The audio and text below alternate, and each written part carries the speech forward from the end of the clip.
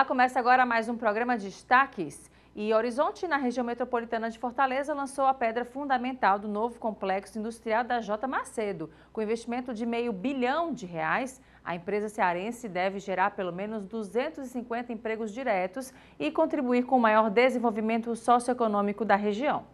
As marcas de construção já estão por todos os lados. A nova indústria de um dos maiores grupos alimentícios do país está sendo construída no Distrito Industrial de Horizonte, a 40 quilômetros de Fortaleza. O complexo faz parte do plano de expansão do grupo. Esse investimento não é decorrência apenas da vontade de investir, mas sim das condições, da pujança da economia, da localização privilegiada, da infraestrutura do Estado, enfim, das perspectivas de retorno que a empresa vê para esse investimento, que é a primeira fase de um projeto bastante arrojado e ambicioso.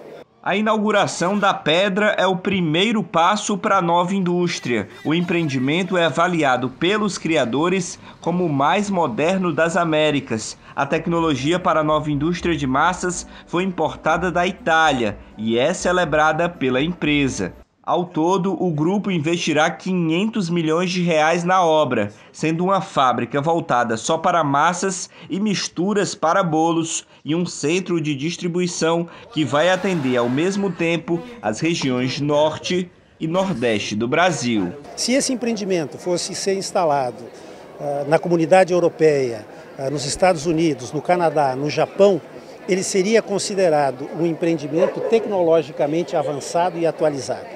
Ele não deixa a dever nada às melhores empresas no mundo.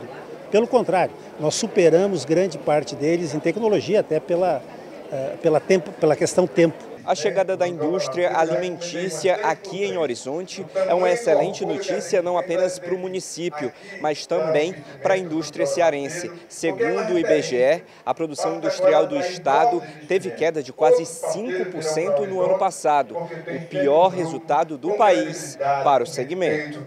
O governo do estado foi representado no lançamento pela vice-governadora. Jade reforçou aos convidados que a indústria é um setor significativo para a economia cearense e, por isso, precisa ser bem observado.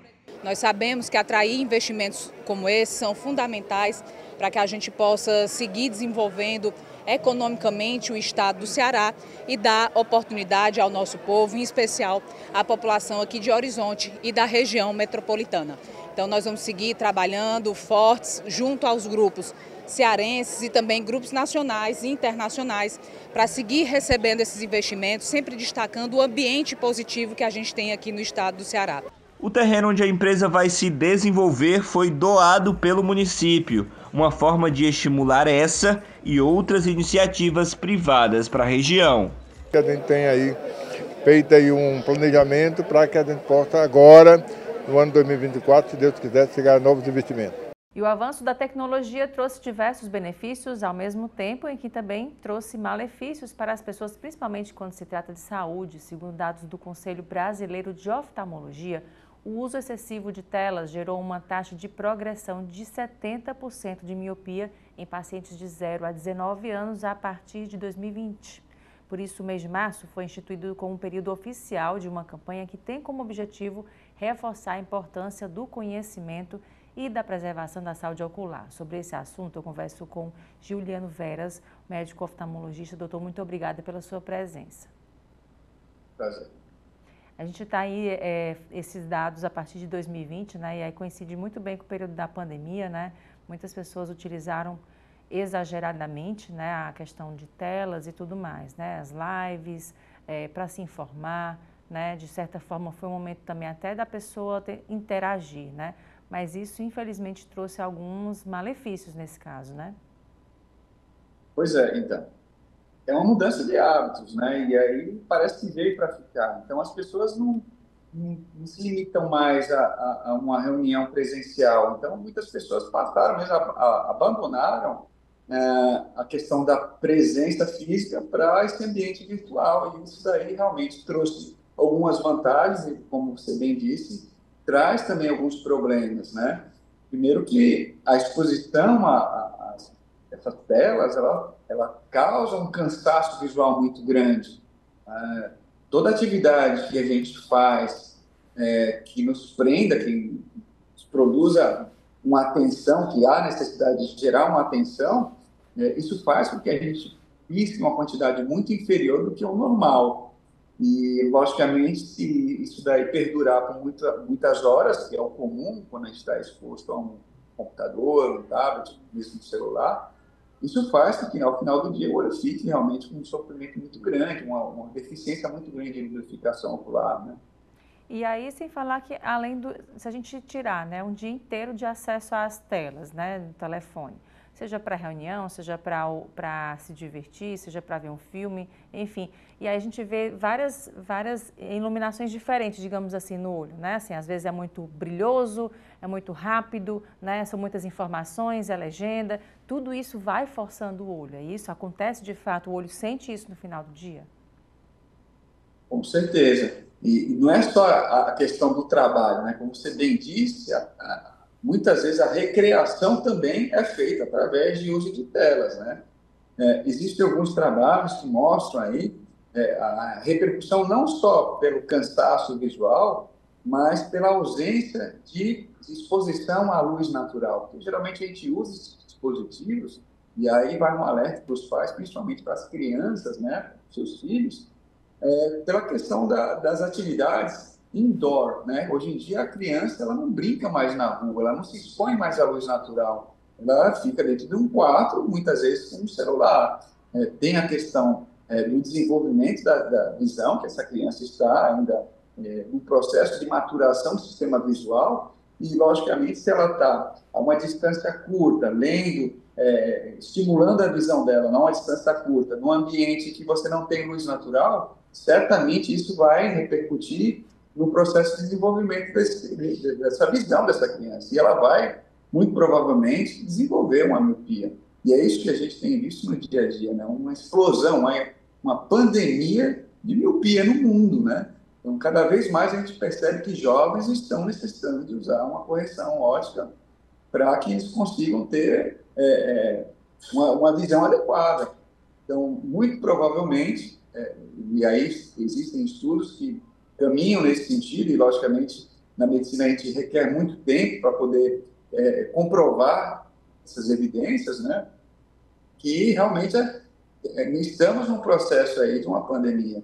Então, os pais devem tomar muito cuidado com o acesso das crianças a essas tecnologias e, na medida do possível, postergar o máximo possível esse contato da criança com esses dispositivos, né? Porque a gente sabe que realmente isso daí pode provocar um dano e vai lá comprometer a vida dessa criança.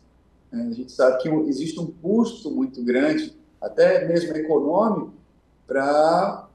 pelo problema da miopia. Os altos míopes têm danos oculares, geralmente alterações retinianas, inclusive até mesmo a cegueira. Miopias graves aí de mais de 5, 6 graus podem levar lá no futuro a um descolamento de retina, alterações na retina que podem levar aí comprometimento aí sério à visão, né? Doutor, nesse sentido, assim, né, você falou que a recreação, né, fora das telas, né? E aí, falando sobre esses benefícios, quais são diretamente voltados para a saúde do olho? Você levar uma criança para brincar no parque, para se divertir com os outros, né? Uma praia, enfim, um passeio na serra, do que for, sem ser tela. Quais são esses benefícios? Então, o que acontece, a gente sabe que as atividades outdoor, né? Essas atividades que a gente sempre orienta os pais, e aí o ideal é pelo menos 2 horas por dia, isso daí tem que ser uma rotina diária, não adianta um final de semana ou um dia, um evento ocasional. Na verdade, isso é uma rotina que deve ser como se fosse tomar um remédio, né? Todo dia, 2 horas por dia, a criança se expor à luz natural. Existem alguns trabalhos que mostram que a luz natural ela age diretamente na retina, na produção de um hormônio que é a dopamina, e ajuda no controle do desenvolvimento da miopia. Então, quando a gente está num processo de formação do olho, esse olho ele tem um certo prolongamento, muitas vezes, pela ausência desse hormônio. Então, geralmente, quando você tem a ausência de dopamina, você tem um prolongamento do globo ocular, e isso faz com que haja um desenvolvimento da miopia. Então, a cada 1 milímetro que a gente tem de crescimento do globo, isso aumenta 3 graus da miopia. E, logicamente, também a questão do posicionamento, da distância dessas telas. Se uma criança fica o tempo todo olhando numa posição de perto, o sistema óptico dela vai se moldar para aquela distância óptica. E é justamente o problema que o míope tem. O míope ele enxerga perfeitamente de perto, mas ele não enxerga de longe. Então, é o que acontece na miopia e é o que a gente tem visto aí no dia a dia, né? Doutor, com relação à pessoa idosa, né, também utiliza muito as telas, né? A gente falando de criança aqui, do nosso dia a dia também dos adultos, mas com os idosos também, a gente tem notado um aumento progressivo, excessivo também de uso de telas, né? Muitas vezes para ter contato com alguém, né, para poder matar a saudade de uma familiar que está longe, ou também até de diversão também, acaba sendo, né? E aí, nesse caso, quais são esses riscos para a pessoa da terceira idade? Quando a gente vai envelhecendo, já há um processo natural de alteração do padrão de lubrificação do olho. Então, certamente são pessoas que estão mais susceptíveis a ter um olho mais irritado, mais seco, né? E, logicamente, que essas telas elas vão potencializar mais isso. Então, quanto mais tempo essa pessoa ficar exposta a um monitor, a um celular, ela vai ter mais queixas com relação ao ressecamento ocular. Então, vai ser um olho mais vermelho, embaçado, cansado, queixa de ardor, né? Então, tudo isso pode estar relacionado com o uso excessivo dessas telas. Existem alguns trabalhos, mas ainda nada comprovado, sobre o excesso de exposição à luz azul. E, teoricamente, poderia ter alguma relação com processos degenerativos na retina, mas isso daí não há nenhuma comprovação ainda, eu acho que só o tempo vai nos dizer. Mas é lógico que se a gente puder ter um controle, né, evitar uma exposição excessiva, isso com certeza vai ser benéfico, né, para nós. Doutor, e para quem infelizmente não tem o que fazer, que trabalha com isso, né, e aí precisa realmente estar exposto a esse tipo de tela muito tempo do dia, quais são as melhores maneiras, né, de não se afetar tanto e não prejudicar tanto? Então, o ideal é a gente tentar intercalar. Então, você ficou 1 hora lá exposto a uma tela, dá uma pausazinha de 5 minutos, fecha os olhos, pode usar um lubrificante aí. Existem hoje no mercado lubrificantes sem conservantes, você pode estilar ele até de hora em hora. Tentar, na medida do possível, colocar a tela abaixo da linha dos olhos, isso vai fazer com que os olhos fiquem menos expostos. E, na medida do possível, evitar aí, no repouso, na recreação, digamos assim, utilizar as telas, já que você passa o dia todo exposto a uma tela, você chegar em casa e ir para um celular, ir para um tablet, realmente o olho ele vai sofrer bastante com isso, né? E agora o intervalo, a gente volta em instantes com mais destaques.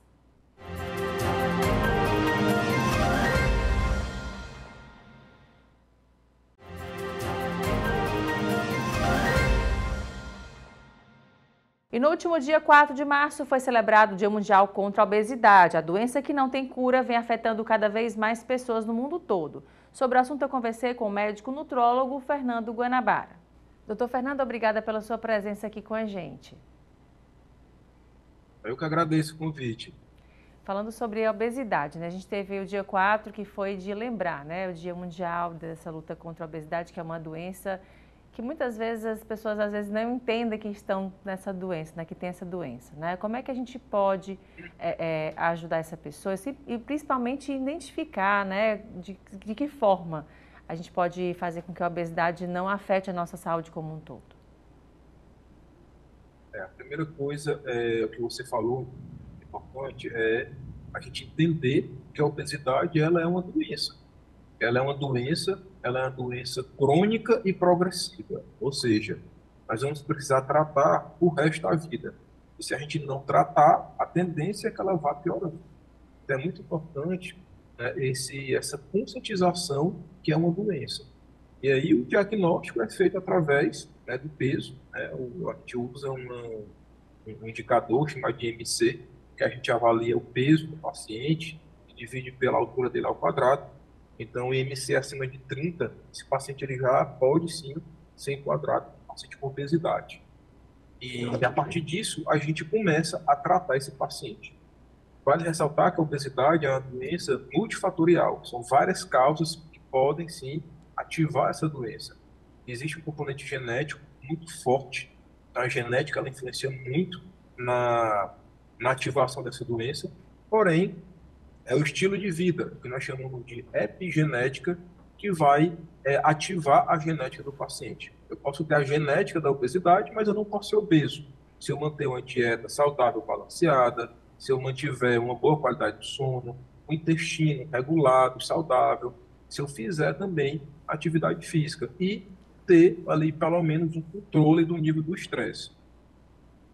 E aí, nesse caso, o senhor falou um ponto importante, né? Controle do estresse e sono, né? Muitas vezes as pessoas deixam de lado esse momento importante que é descansar, né? Às vezes, não posso dormir, não posso descansar, e é um momento muito, muito precioso da nossa saúde, né? Perfeito. E isso influencia diretamente no ganho de peso ou então a dificuldade que o paciente tem para emagrecer. Porque o estresse, a sobrecarga de trabalho, estresse, preocupação, o sono de péssima qualidade, tudo isso vai gerar, vai ativar a inflamação no nosso corpo. E essa inflamação, ao nível que do hipotálamo, essas moléculas inflamatórias aqui no nosso hipotálamo, que é o local que controla a fome, saciedade e o gasto energético, é que vai ativar a obesidade. Ou seja, tudo que gera inflamação vai facilitar que o paciente ele ganhe peso. E aí, doutor, falando sobre a questão de alimentação, né, que é algo muito importante, a gente vê de forma muito, às vezes, irresponsável, digamos assim, de pessoas que utilizam as redes sociais, né, para dizer que determinado alimento é o vilão, ou é o mocinho, ou o bandido, enfim. Né? E muitas vezes as pessoas sem conhecimento, né, sem nem ter procurado um profissional de qualidade, de confiança, capacitado para isso, né, acaba caindo nisso, nessas dietas aí muito exageradas, né? Quais são esses riscos de se retirar determinados alimentos, de se inserir determinados alimentos sem o acompanhamento adequado? Primeiro, assim, um ponto importante a gente falar aqui que não existe receita de bolo, né? Então, um alimento que pode ser bom para mim, pode ser ruim para você, o que pode ser ruim para mim, pode ser bom para você. Então, o correto é a gente personalizar a estratégia alimentar, é muito importante o acompanhamento médico nutrólogo, nutricionista, para identificar, numa dieta hipocalórica, o que é que esse paciente ele pode comer ou não. Né? Então, assim, o paciente ele pode emagrecer comendo pão, ele pode emagrecer comendo tapioca, cuscuz, tudo vai depender do déficit calórico que a gente pode gerar para ele. Esse paciente ele pode emagrecer tomando leite. Da mesma forma que o leite pode ser ruim para esse paciente, pode. Alguns pacientes, quando tomam leite ou quando comem cuscuz, eles não têm empachamento, distensão. E isso está associado a uma alteração da microbiota, né, das bactérias do nosso trato intestinal, e gera inflamação. Então, nesses casos, quando o paciente ele come determinado tipo de alimento e isso está gerando sintomas no trato intestinal e, consequentemente, inflamação, aí sim, a gente vai ter que evitar e retirar esses alimentos desses pacientes. Mas isso precisa de quê? De uma avaliação, de um acompanhamento, de um diagnóstico correto. Doutor, e a água, né? A gente esquece de beber água, né? É tão importante para a nossa saúde por diversos fatores. Como é que a falta de ingestão correta da água pode afetar a saúde da pessoa? Ela também pode acarretar também a obesidade nesse sentido? Pode também, porque assim, qual o principal, por que a gente toma água? Primeiro, porque a água é um veículo eu levo os micronutrientes para dentro da célula. Então, eu levo as vitaminas, os minerais, os nutracêuticos. E quando esses nutrientes eles entram dentro da célula, a gente vai produzir o quê? Energia.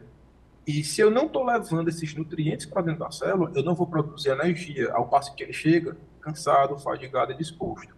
E o mesmo local que nós produzimos energia é o mesmo local que nós o quê? Queimamos gordura. Ou seja, se eu não estou produzindo energia corretamente, eu não vou conseguir queimar gordura. E aí, respondendo a sua pergunta, a água é super importante nisso, na produção de energia. Além disso, as toxinas, né, a sujeira que as células produzem, a água, da mesma forma que ela leva os nutrientes, ela tira essa sujeira.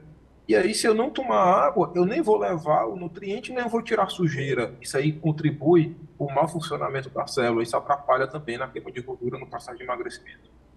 E aí, falando de exemplos agora, né? Quando a gente fala de obesidade, a gente não pode deixar, para quem tem filho, né? Do exemplo, né? Dos pais, né? de se alimentar em casa, de que maneira está se alimentando, já dá exemplo para os filhos, né? Isso é importante nesse sentido, os pais também se alimentarem de forma correta, para os filhos também começarem a fazer assim? Eu acredito sim, que é muito difícil eu cobrar uma coisa que eu não faço, né? Então, na nossa casa, por exemplo, eu sou médico nutrólogo, minha esposa é pediatra, então os nossos filhos eles acabam repetindo o nosso comportamento. Então, se meu filho está me vendo comendo doce, tomando refrigerante, comendo embutido industrializado, ele vai querer também. Então, se ele me vê com uma dieta mais saudável, balanceada, eu controlando a quantidade do que eu como, a tendência é que eles façam também. Então, por exemplo, na nossa casa, no ano passado, eu entrei numa dieta mais restritiva, eu diminuí ano passado 15 quilos. A minha filha me acompanhou e ela diminuiu mais de 10 quilos. Ela estava ali já querendo aumentar o peso. Eu tenho uma genética da obesidade, né? Eu já pesei 130 quilos. Então, assim, eu tenho que estar toda a vida ali me controlando. É o controle, que eu falei, é uma doença crônica e progressiva. O controle, ele é permanente, ele é diário. E aí, nessa questão também que o senhor falou, importante de que quando a gente se identifica, né? Eu tenho essa doença, né? Posso controlar, né? Muitas vezes as pessoas falam assim, eu estou gordinha, eu quero emagrecer para caber no vestido. Na verdade, a gente ter essa noção de que a obesidade é essa doença que a gente não vai se livrar dela, né?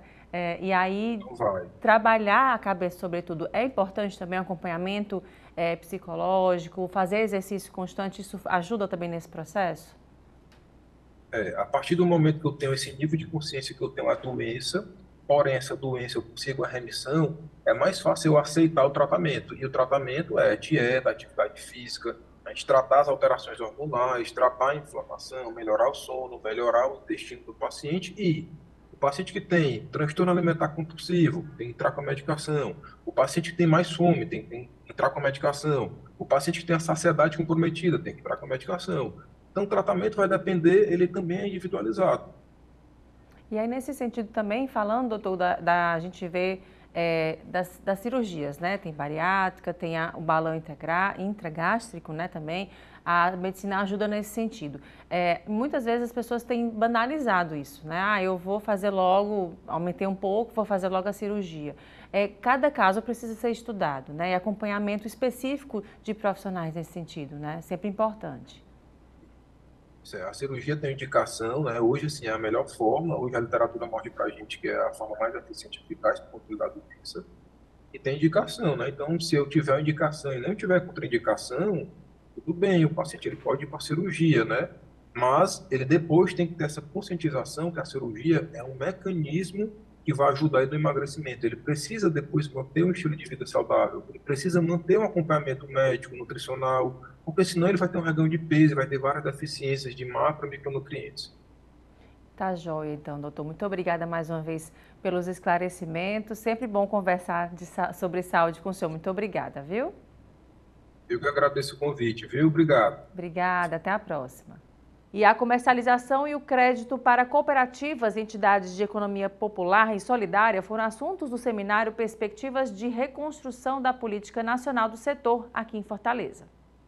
O encontro buscou, no compartilhamento de ideias, novas sugestões para a economia popular e solidária do Ceará.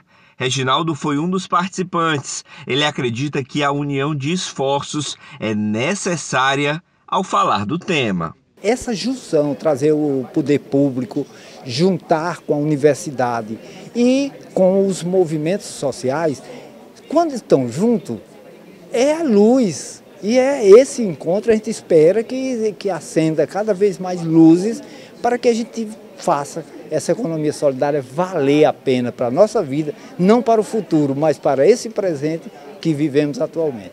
O seminário ocorreu nesse auditório da ADUFES, o Sindicato dos Docentes das Universidades Federais do Estado.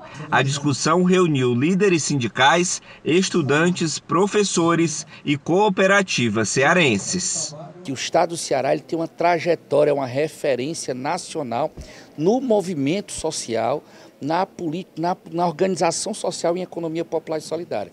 Tem um acúmulo e uma discussão. Então, a sociedade civil organizada, o movimento social está muito à frente e nós agora, enquanto política pública, queremos beber dessa fonte do movimento social e, a partir disso, construir as ações governamentais.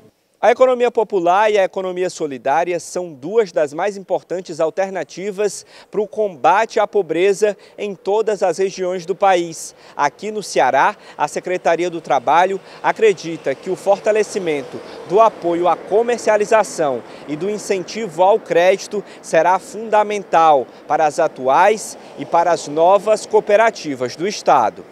Nós acreditamos que nós já temos um bom caldo, uma boa acúmulo do movimento social cearense e agora o nosso objetivo é que o Estado, o poder público, possa investir. Investir em quê? Em apoio à comercialização, em crédito, em questões que são desafiadoras para a sustentabilidade desses empreendimentos. O processo de escuta e de diálogo proporcionado pelo seminário foi acompanhado pelo secretário nacional de Economia Popular e Solidária. A secretaria é vinculada ao Ministério do Trabalho e Emprego. A pasta recebeu as demandas locais e deve verificar a viabilidade de projetos para a nossa região. O papel do governo, primeiro, é não atrapalhar, é não fazer fake news, é não fazer mentiras, é não praticar negacionismos e segundo, é comparecer com recursos. É papel do governo fomentar, dar recurso e qualificação para aqueles que estão empreendendo, para aqueles que estão fazendo empreendimentos solidários. A economia solidária é isso, é o povo que se organiza para coletivamente defender a sua vida e ganhar o seu pão com dignidade. Então, nosso papel de governo é isso. Por isso que a secretaria que eu trabalho, orientada pelo presidente Lula, pelo ministro Marinho, faz esse papel, é de qualificar as cooperativas, as pessoas que participam das cooperativas, elas têm que conhecer técnica, têm que conhecer gestão e assim por diante. E, ao mesmo tempo, buscar formas de botar dinheiro na veia, para que uma cooperativa de cozinheiras, uma cozinha comunitária, tenha equipamentos, tenha alimentos, tenha condições de fazer o trabalho delas. É isso. E a gente volta a falar de saúde. Foi lançada aqui em Fortaleza uma plataforma digital contra a obesidade. Sobre essa ferramenta eu converso agora com o cirurgião bariátrico Paulo Campelo. Doutor, muito obrigado pela sua presença. Obrigado. Falando sobre essa ferramenta, conta pra gente como é que ela foi pensada, né? E como faz para acessar. A ferramenta foi pensada no público que tem obesidade, que busca informações mais fidedignas, mais científicas, né, e éticas sobre o tratamento dessa doença grave que a gente enfrenta, que os números vêm aumentando dia a dia, e baseado também em muitas dúvidas que os próprios pacientes nos apresentavam no consultório ao longo da sua jornada de preparação ou de decisão para realizar a cirurgia bariátrica no tratamento da obesidade. Então, em conjunto com a equipe multidisciplinar, com nutricionistas, psicólogos, educadores físicos, pensamos em criar a Academia da Bariátrica, que é uma ferramenta que vai ser útil inicialmente aos pacientes que buscam informações para realizar o seu tratamento.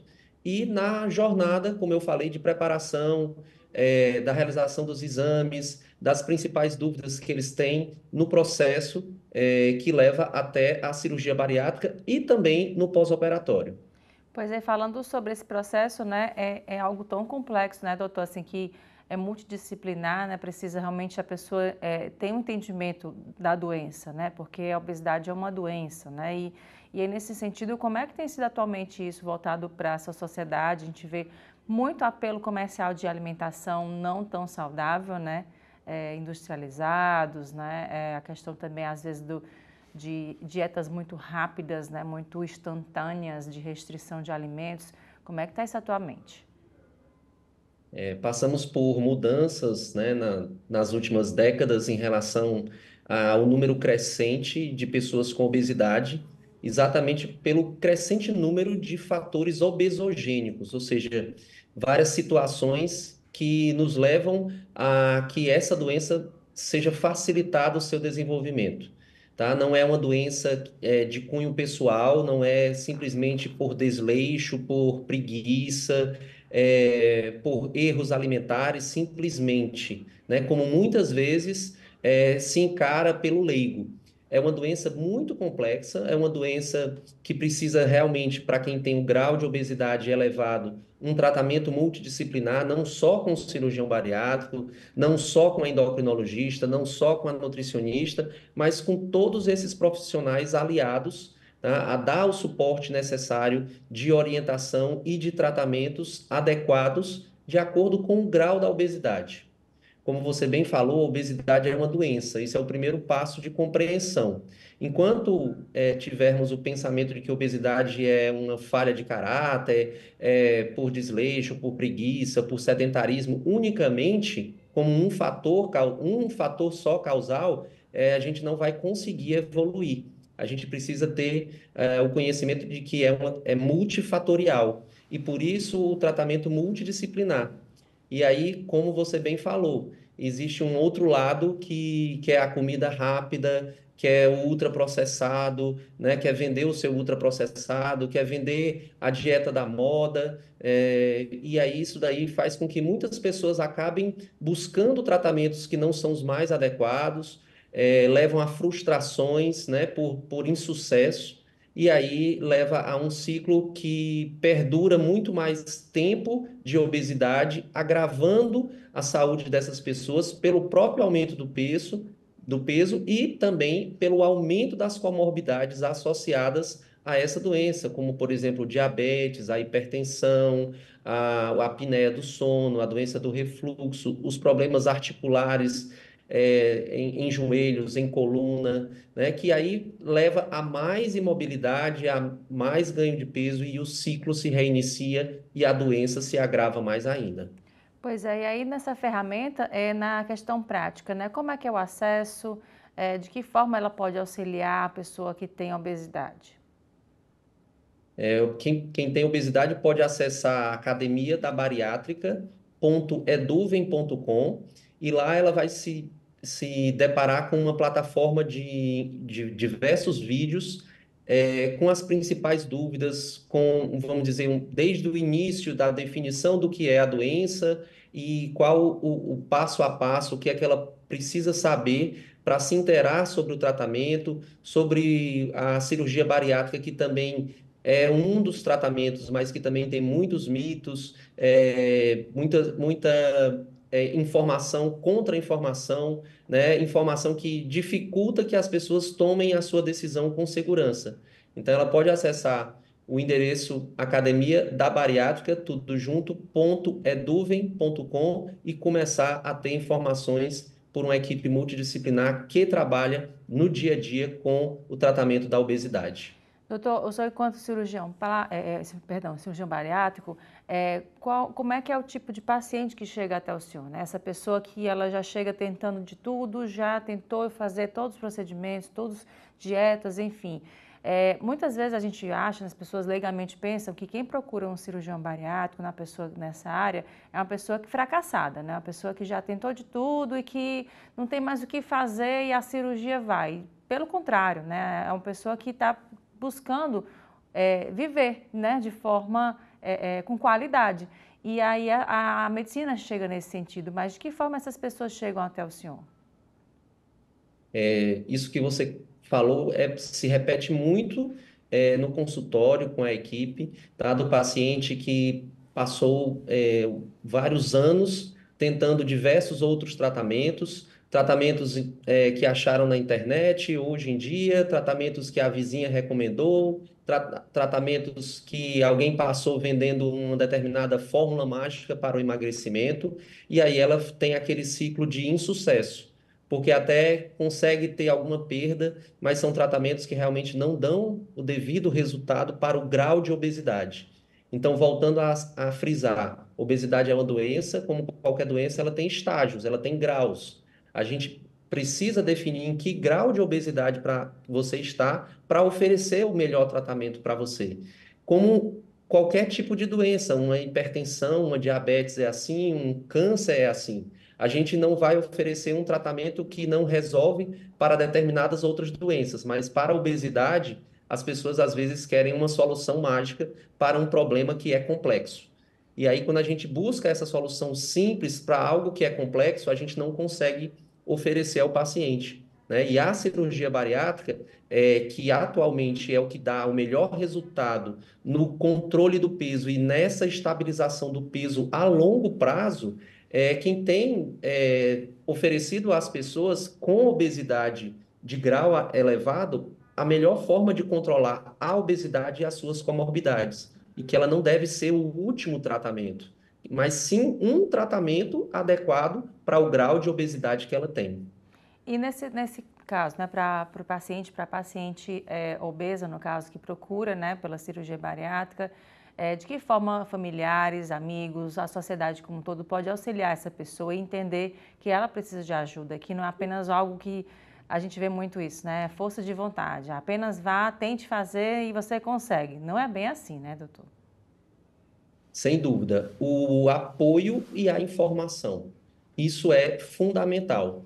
Familiares, amigos, né?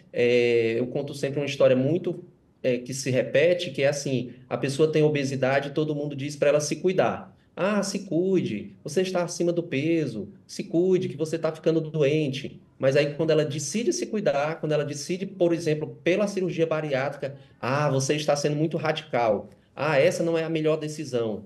Então, o que precisa é que a pessoa seja apoiada na sua decisão, que a família e que o paciente estejam orientados, e esse é o nosso objetivo com a Academia da Bariátrica, é passar exatamente informação de qualidade de quem atua no dia a dia, tá? Tratando pacientes com obesidade grave, para que eles possam exatamente ter o conhecimento e saberem apoiar o seu amigo, o seu ente querido, tá? E que o paciente também possa ter essa informação. Porque às vezes chega no trabalho, aí uma pessoa acaba destruindo tudo aquilo que a gente orientou, a informação correta, científica e ética que foi passada no consultório, muitas vezes se desfaz com um comentário de uma pessoa vizinha. Ok, doutor, muito obrigada mais uma vez pelos esclarecimentos e até uma próxima oportunidade. Obrigado pela oportunidade e convido vocês a conhecerem a plataforma. Obrigada mais uma vez. E agora a gente vai para o intervalo. Volta em instantes com mais destaques.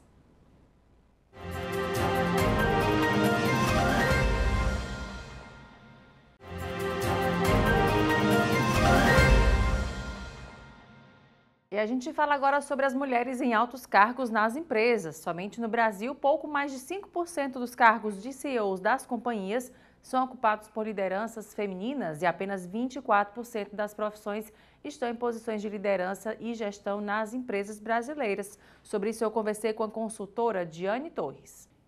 Olá, Diane, obrigada pela sua presença aqui com a gente no Destaques. Vamos falar um pouco sobre o mercado de trabalho e, sobretudo, sobre a mulher na gestão, né? Como é que é trabalhar com gestão nesse sentido também, nesse olhar feminino aqui para as empresas? Obrigada, Elaine, eu que agradeço o convite. Acho que ser mulher, o primeiro desafio já começa aí, né? Ser mulher é um exercício diário de prova social. Então, a todo momento a gente precisa se provar, seja através do nosso posicionamento, seja através da maneira que a gente se veste, né? Através dos tipos de ambiente que a gente frequenta. Então, o primeiro desafio para a gente já começa por ser quem somos, né? E quando a gente assume cargos de liderança e de gestão, essa preocupação ela se duplica porque a gente acaba sendo referência para outras mulheres, né? O ambiente de trabalho hoje ele é majoritariamente masculino. E isso faz com que a gente não só tenha que buscar ter a nossa voz, né, nos posicionar, mas também provar através do nosso intelecto, do nosso conhecimento e também das características femininas, né, que nos ajudam, que é ter jogo de cintura, compreensão, né, a gente se posicionar bem nesse mercado. Então, acho que da linha de frente aí de gestão, esse é o principal desafio. Diane, e assim, a gente como mulher equilibra vários pratos, né, durante o dia, né, não dá para sossegar de jeito nenhum, pensando em casa, trabalho, filhos para quem tem, né, família como um todo, né, enfim. Como é trabalhar na gestão, em consultoria também, né, olhando esse olhar mais, digamos assim, expandido, né, sobre as empresas. Eu tenho o privilégio, Elaine, de escolher uma carreira e trabalhar numa empresa, né, que me respeita, né, que, sobretudo, nos traz aqui, não só para mim, mas para as quase 20 mulheres que compõem, né, o corpo de colaboradores aqui da Gomes de Matos, sobretudo trabalhar num ambiente com segurança psicológica e de muito apoio. Então, como você me falou, a gente tem que equilibrar muitos pratos, né? A nossa carreira, a entrega desses projetos, né? Cada projeto é um cliente, cada cliente tem sua característica e necessidade. Dentro disso, a gente precisa equilibrar a nossa vida pessoal, a nossa vida materna, a nossa vida social, né? E como mulheres também, a gente precisa ter qualidade de vida. Hoje eu me sinto privilegiada, eu defendo muito isso nas empresas em que eu estou, em todos os projetos que eu lidero, que a gente precisa ter, sobretudo, uma postura de levar a segurança psicológica para as mulheres, para que aí, diante disso, elas consigam exercer melhor os seus papéis. E aí, pensando nessa ótica, como é que as empresas têm olhado isso também, né? Nesse olhar voltado para a mulher, que a gente, até conversando por aqui com algumas mulheres brilhantes também, nesse mês de março, né? De algumas empresas que ainda têm essa questão de achar que a mulher mãe, né, a mulher avó, enfim, né, para quando está sendo recrutada, ela teria que abrir mão do trabalho para cuidar de alguém, né, aquela mulher que cuida de alguém, né, e aí a gente cai por terra essa história, assim, de você achar que a mulher sempre tem que cuidar de alguém, né? Ela não pode trabalhar, ser recrutada e se dar o melhor de si sempre. Acho que até quem cuida consegue cuidar até melhor, né? Do que está no seu horário da empresa, né? Isso, tem esse fator, né? Tem essa magia do universo feminino que consegue dar conta de tudo, né? Mesmo muitas vezes deixando algum prato ou outro cair. É interessante você falar nessa questão da equidade de gênero, é uma pauta urgente, né, principalmente nas grandes empresas, então a gente tem crescido muito. Para você ter uma ideia, em 2019, né, a representatividade feminina era em torno de 28%, hoje a gente já chega a quase 38%, então são números bem expressivos de crescimento. Alguns estudos já mostram, né, que empresas que investem na equidade de gênero têm resultados significativos, não só na parte administrativa, como de gestão, como no aculturamento dessas empresas, né? Então, algumas empresas, principalmente quando a gente olha para o universo regional, ainda são fechadas, né? Até porque quando a gente olha também para o universo regional, o universo masculino ainda é muito grande, mas eu noto que as empresas elas têm se aberto cada vez mais para esse movimento, né? Algumas empresas elas já colocam como missão, né, como cultura das suas empresas trazerem mais mulheres para o seu time, porque entendem também essa contribuição. Paralelo a isso, tem que haver ali estrategicamente um plano de suporte para essas mulheres, né? Então, horários mais flexíveis, né? Mais flexibilidade nos momentos em que a mulher precisa cuidar de alguém, seja um filho, seja um pai, né? Ou nos momentos que ela precisa cuidar da saúde, porque isso é característico, né, do universo feminino.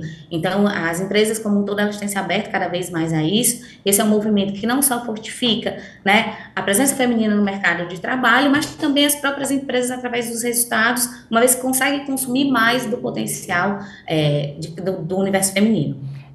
Você falou aí com relação a Gomes de Matos, né, que tem aberto esse espaço muito importante, né, de voz e vez às mulheres, né, nos cargos mais altos, né, e é muito bacana que isso aconteça para todas as empresas, né, enfim. E aí, mas o seu olhar com relação a ser consultora, né, com relação às outras empresas, com relação também ao nosso estado, ainda muito machista, né? Tá tendo um aumento, assim, tá tendo uma conscientização, ou os homens estão realmente se tornando aliados a essa causa mesmo, tomando para si, né, a responsabilidade também disso? Estão, é um movimento que ele não só, né, é estratégico das empresas, mas também de mudança de cultura. Então, hoje a gente vê as empresas respeitando cada vez mais as mulheres, acolhendo cada vez mais as mulheres, evitando, né, como você bem disse, o Nordeste, ele é um universo muito machista, né, principalmente aqui. Nós já passamos, eu particularmente nessa jornada de consultora, já passei por situações de eu ter que adequar a maneira que eu visto para que as pessoas, elas prestem atenção naquilo que eu digo e no conteúdo que eu tenho que transmitir para elas e não necessariamente na minha maneira de vestir. Isso está ligado a coisas básicas, como você deixar de usar um vestido para dar um treinamento. Então, isso torna, né, a nossa jornada um pouco mais difícil. Em paralelo a isso, eu vejo e sinto uma transformação muito grande, de muito mais respeito, de olhar as mulheres no ambiente masculino. Nós temos consultoras hoje que atuam em segmentos como engenharia, como construção civil, e que são respeitadas e que promovem a transformação dentro dessas empresas. Então, eu não só vejo, como eu sinto hoje um mercado muito mais aberto, a cultura do machismo mudando e as mulheres se sentindo muito mais acolhidas dentro desse universo. E faz parte também, acho que da nossa missão enquanto consultoras, né, uma vez que o consultor, ele é um grande provedor de mudanças, né, faz parte da nossa postura como consultoras promover essas mudanças dentro das empresas que a gente está também e apoiar outras mulheres. E para essa nova geração que está vindo aí também, né, ela já é muito forte nisso, né, de se mostrar é o que eu falo e não como eu visto, né, é muito, é o meu exemplo, né, não é a minha roupa, né, então é uma geração que vem, como o pessoal fala, com o pé na porta, né? Isso, é uma geração extremamente empoderada, que sabe dos seus direitos, que vem com uma cultura diferente, porque já entra no universo de constante mudança, e eles ditam as novas regras. Então, é uma geração que, diferente da nossa geração, da minha especialmente, em que você promove a mudança, né, para se colocar naquele ambiente, é uma geração que, se o ambiente não promover conforto, ela não fica. Né? Então, é mais um motivo pelo qual os ambientes, né, as empresas, os relacionamentos familiares, as amizades, elas precisam mudar e precisam acompanhar essa nova geração. Porque é uma geração que ela veio para dizer e ditar as regras. Né? Eles dizem como querem ser tratados, como querem ser respeitados, independente da nossa opinião. E é um movimento novo, né, que é o colaborador, a colaboradora demitindo o empresário, né? Dizer, não quero estar nessa empresa, né? Não me interessa, não visto a camisa porque não interessa o pensamento, né? É um momento muito novo, né? As empresas estão preparadas para isso também? Estão se preparando para isso? Estão se preparando, não estão ainda preparadas, né?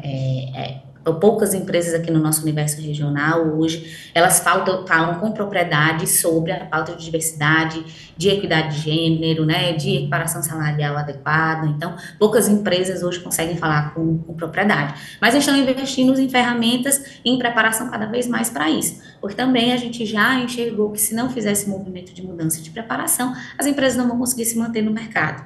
Né? E é bem o que você disse, não é uma questão das pessoas se adaptarem às empresas, é o colaborador que dita como as empresas têm que funcionar de fato. E aí vem muita pesquisa, vem muito acompanhamento de comportamento, né, de consumo, né? As empresas que hoje estão com problema de rotatividade de colaborador, muitas em entrevista de desligamento para entender esse momento, se readequarem no menor tempo possível, porque aí a cada 4, 5 anos a gente tem uma geração nova no mercado.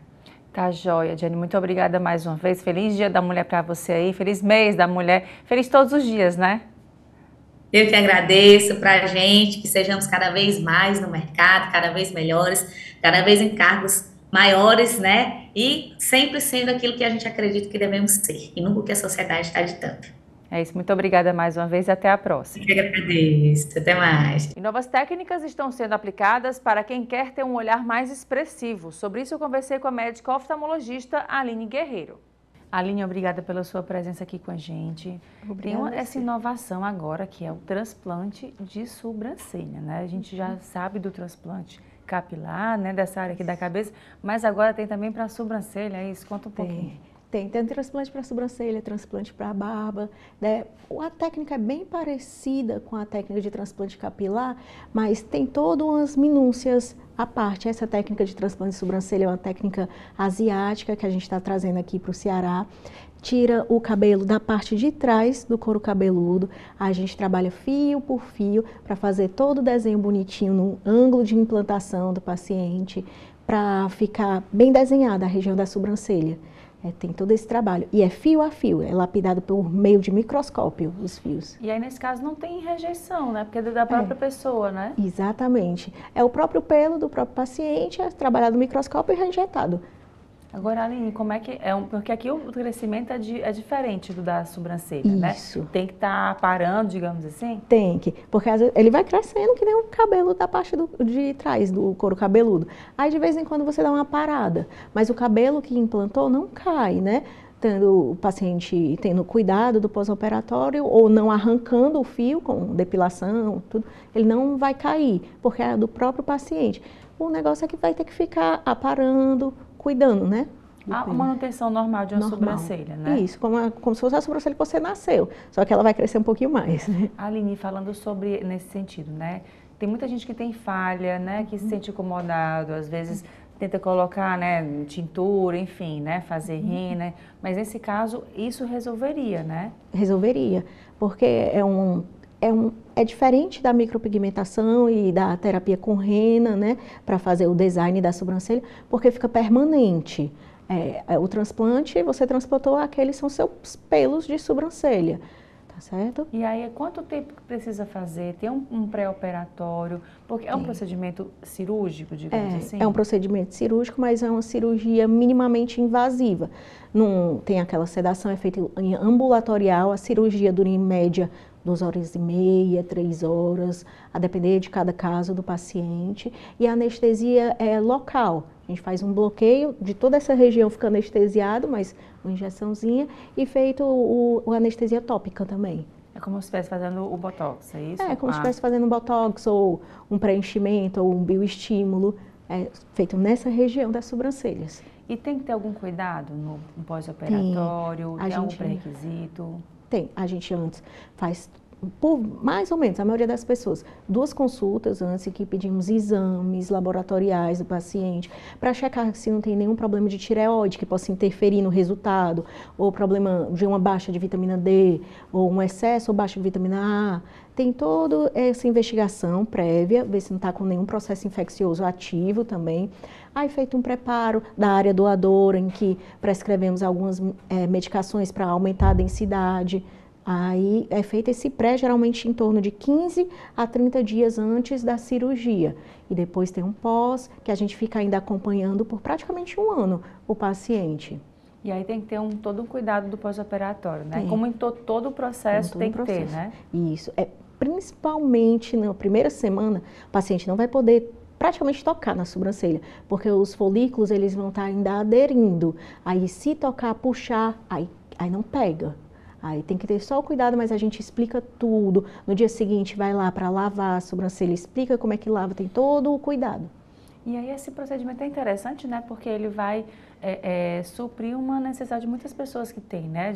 Faz micropigmentação para poder ter um preenchimento maior. Às vezes durante a idade vai perdendo, né? Normal, perdendo madarose senil, que a gente chama até. Que é essa perda fisiológica mesmo da idade, de os pelos irem afinando e diminuindo em densidade. E aí, nesse caso, poderia fazer, né? Pode. Mas até a pessoa que nasceu com a sobrancelhazinha mais rala, com defeitozinhos, falhas nas sobrancelhas e queira engrossar a sobrancelha para encher essas falhas, pode ser feito também nessas pessoas. Tem um mínimo de idade para se fazer isso? Acima de 18 anos. Não faz em população pediátrica. E o máximo de idade? Não tem. Não tem. Não tem, mas cada caso é um caso. Como eu disse, é feita uma avaliação prévia, um acompanhamento, um preparo do paciente. Tá, joia, Aline. Para quem sabe mais informações, como é que faz para encontrar vocês nas redes sociais? Só entrar na rede social da Bioclinic, que é onde eu trabalho. Pode entrar também pela minha rede social, é Dr. Aline Guerreiro, e da Bioclinic é be.bioclinic. E o Destaques fica por aqui. Obrigada pela sua companhia e até o próximo programa.